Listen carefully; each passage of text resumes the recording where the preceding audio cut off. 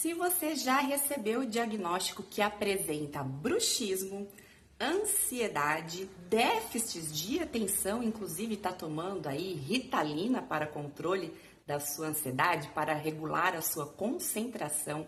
Se você é um paciente respirador bucal ou apresenta apneia do sono, o seu problema pode estar relacionado ao seu sono.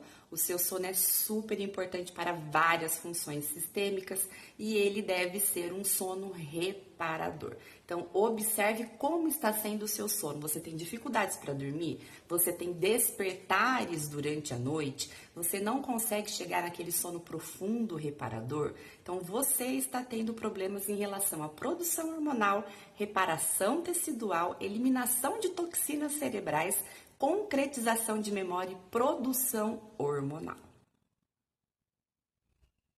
Então, como pode perceber, né, o sono reparador é super importante. Então, você, por exemplo, né, que tem o bruxismo, o não dormir adequadamente faz exacerbar o seu movimento do bruxismo. E aí, muitas vezes, colocar uma placa, né, interoclusal aí para proteger os dentes, muitas vezes não funciona. Muitos pacientes, inclusive, relatam que arrancam durante a noite, que não conseguem usar, né? Você acorda totalmente desanimado, ansioso, você não presta atenção nas coisas. Então, alguns pacientes dizem: olha, eu fui diagnosticado com TDAH, déficit de atenção, e muitas vezes está relacionado ao não dormir adequadamente, né?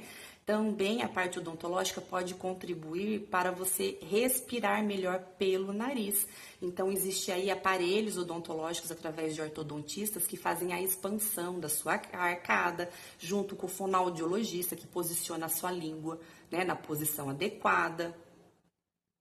Casos de ronco ou apneia obstrutiva, aí o que acontece, né? Existe um bloqueio em relação à passagem do ar e a parte odontológica pode contribuir em reposicionar a sua língua na forma mais anterior, desobstruindo a passagem do ar. Então, evitar, inclusive, né, de dormir na posição com a barriga para cima, tentar dormir de lado, contribui também, sem dúvida nenhuma. Contribui também para a lubrificação da sua boca, uma vez que se você dorme com a boca aberta para respirar, você causa um ressecamento da sua boca, ou seja, maior propensão a ter inflamações, porque a saliva ela é protetora.